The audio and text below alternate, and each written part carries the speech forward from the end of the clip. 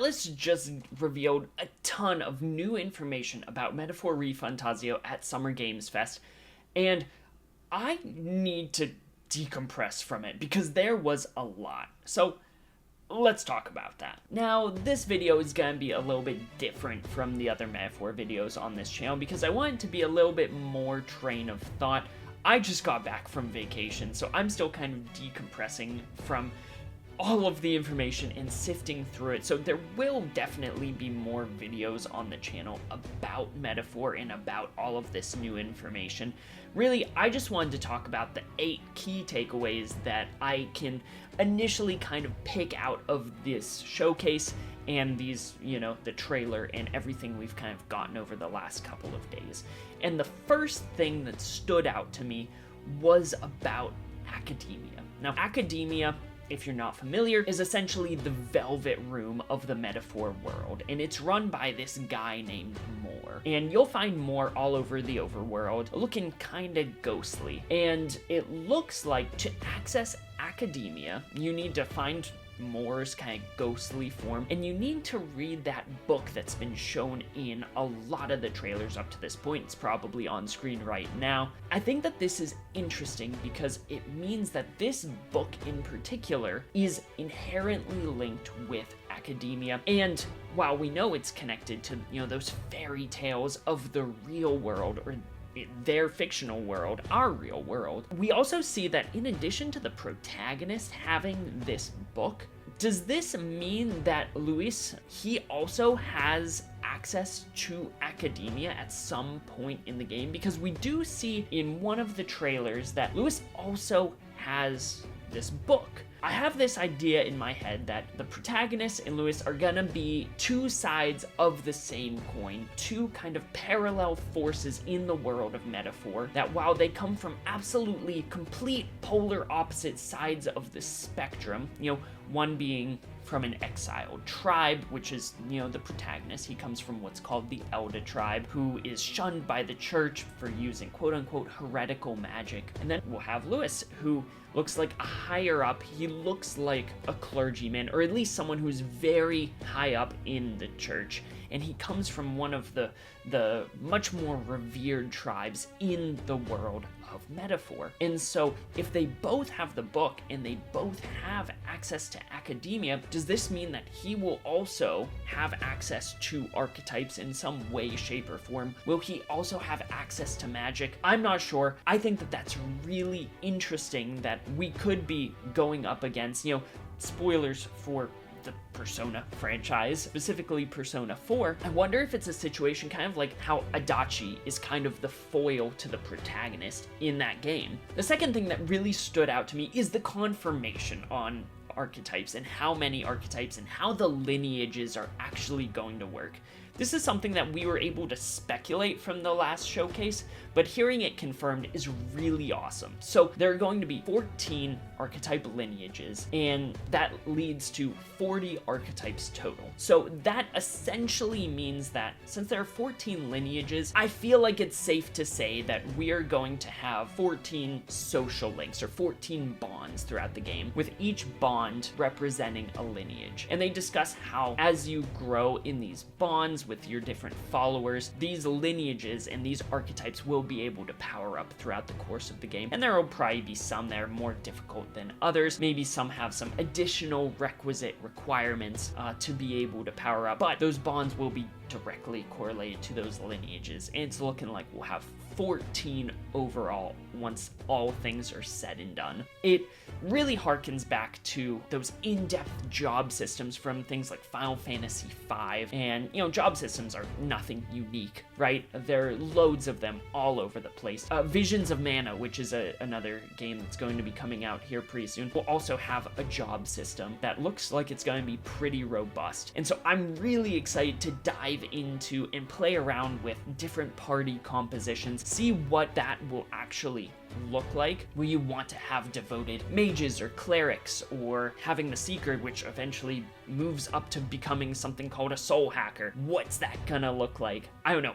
Really, really excited by everything regarding that, because having that level of customizability is something that in the Persona games you don't really get all too much. Yeah, you can customize the protagonist with the different personas and make sure that he's built up in a way that you want him to be, but the rest of the party, you're kind of at the whim of what you can buy at the shop and their baseline personas. So really, all you can do with them is pick the right party members for the right situation, and then customize your protagonist as best as you can, which is cool. I love it. I love the Persona franchise, but this extra added layer of customizability is really exciting, in addition to some of these other mechanics that we see coming from the different aspects of Atlus's history. Which leads me into the third thing that has me excited, is that this game really feels like a celebration of anything and everything Atlus. Whether it's the combat system that's inspired by Shin Megami Tensei 3, whether it's bringing in the character designer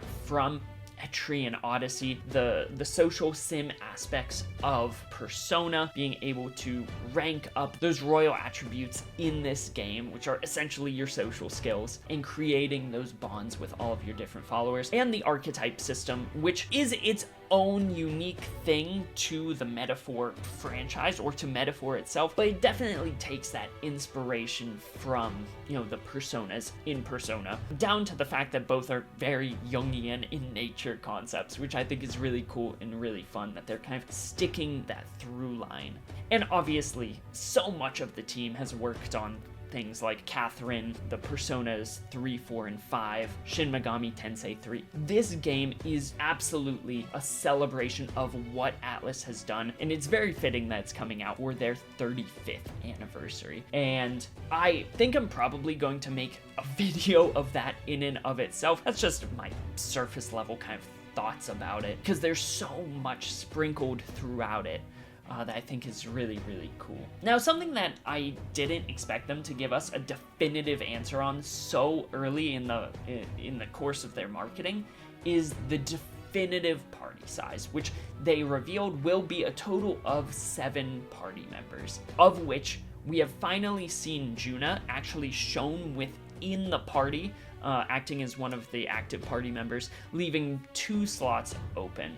And those 2 slots, if I had to take a guess, we see this mentor-like figure actually in our party in the mines at one point in one of the trailers. So I don't think he will be a permanent party member. I think he will only last for a little while. Perhaps he'll die because he seems like a mentor-like figure to Hulkenberg. I don't think he will last the whole game, though. I think that we're probably gonna get this Parapos tribe individual who was on the side of Luis, and I think he's gonna be a turncoat come over to our side. And then I think it's pretty safe to say that this girl that we've seen throughout many of the trailers, whose name I always forget, from the Mustari tribe, is also going to be a party member, filling out our core 7, with the others being the protagonist, Hulkenberg, Stroll, Heisme, and Juno. So that's awesome to know, and just helps me personally to set expectations, not to have this wide sweeping party, not anything like Xenoblade Chronicles 3, where we can have a bunch of heroes that kind of come into the party. It looks like our social links will just kind of be that. Those bonds will just be bonds and not additional party members that we can swap in and out, which I would love to see. I would love to see someone like Katharina be able to join the party, but it's not looking like that's actually going to be the case, unfortunately. Something else that I guess we could have inferred pretty easily from the last trailer, but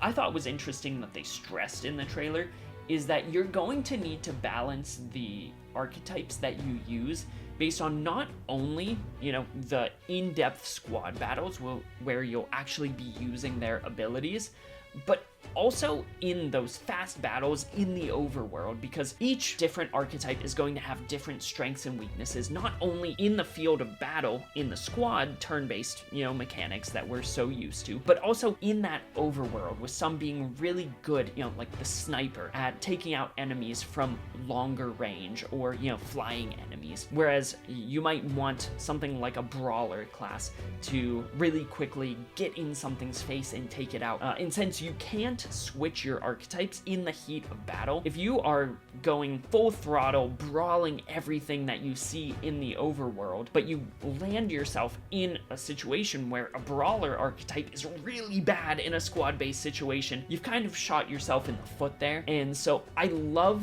that, to kind of set those expectations now of what that's actually going to look like once we get into the game, which that leads really well into the next thing, and that is the network features. Now, I've never been a huge fan of the network features in the Persona games. They're alright. A lot of it's just kind of used to cheat on tests in school. At least that's how I used it. But a lot of times I turned it off, if I'm honest. But being able to see other players' dungeon party compositions before going in, I think is a really fun kind of activity to be able to see. Maybe if you get really comfortable in one party composition, it might kind of be difficult to get yourself out of that headspace to try out different things. And so seeing what other people around the world are doing and what parties they're going into different dungeons with will be really fun and interesting, because I'm a creature of habit. I know that about myself. Sometimes I don't like experimenting, and so I will keep ramming my head against a wall, just trying to make it work, even if maybe it doesn't. And so seeing what other people do to make it work going through a dungeon will be really cool, really interesting. And this idea that there will be a lot of dungeons throughout the world, and it seems like a lot of them will be very optional, means that the content is not just going to have a lot of wit, but it'll have a lot of depth too, because they know that you will probably want that almost playground-esque discussion within the community, even if you're not talking to someone. Obviously, you know, there will be Discord servers, and Twitter will be an awesome asset to discuss, hey, what'd you do in this dungeon? Or what'd you do there? And that kind of discourse and just conversation is one of the most fun parts about games like this. But this gives you an instant connection with other people who are going through the same things that you are, and that's such a cool feature that I never would have thought that I would want, but I genuinely do. And because I know I will die a lot, it is very nice to know that there's no game over if the protagonist dies. I know that some people like that aspect of the Persona games because it does add that extra level of strategy. You know, you gotta protect your main character. I've never really understood why you can resurrect everyone in the party except the protagonist. I know the idea behind it is that the protagonist is the one calling the shots in the heat of battle. That makes sense to a degree, but I don't feel like the characters are ever so incompetent that if he goes down, then, you know, in Persona 3, Yukari wouldn't think to use a resurrection spell on him to bring him back up so that he can keep calling the shots. I don't know. I think that that's a cool inclusion, though, that the rest of the party is capable enough to continue fighting even without the protagonist calling the shots. There are merits to both, admittedly. I'm dumbing it down here, but I personally like it because I do tend to be more casual in terms of the difficulty of the games that I play. But I think this will make it easier so that your run through a dungeon won't absolutely faceplant if you get hit with the wrong instant death spell. And really the last thing that kind of stood out to me was the bounty system. I love bounties in games. Final Fantasy XII, Final Fantasy XVI. My favorite of all time, honestly, and I'm ashamed to say it, is in .hack GU, where you have to go after the different PKers. I like that some bounties, you know, will have those deadlines and difficulty ratings. And if there isn't a deadline, then you can keep returning to the dungeon over and over again until it's finished. It seems like in this game, more than in any Persona game that has preceded it, we will have to manage our time. You know, it will take days to get from one place to another on our Gauntlet Runner, which is the ship that takes us from place to place in the world of Metaphor. And so it will be a commitment if you want to go after some of these bounties or complete some of these side quests or missions in some of these dungeons that aren't essential to the main story. You will have to invest that time, and there is going to be that internal struggle of pro-con. Is this worth my time, or do I want to connect with or make better bonds with someone who's in a town way far away from where I am right now? And kind of weighing those pros and cons, I think is going to create a massive appeal of replayability in this game. I don't think anyone is going to, or very few people, are going to be able to 100% this game, min-max it the first time through. And being able to be incentivized to replay the game to actually get all of that content instead of just having a guide day one is really appealing to me. If you prefer to min-max it, get everything efficiently in one playthrough, more power to you. Probably wait until there's some guides available so that you can do that. I respect that. There is not enough time in the day to be able to play all the games we want to play. But for me personally, I like kind of going in blind and trying to figure it out as I go. And so being able to kind of weigh those pros and cons on how I'm going to use those days in the Gauntlet Runner, how much time I want to spend traveling from place to place. Do I hunker down and do everything in the area, or do I bebop all back and forth around the map? I feel like throughout the course of the game, there will be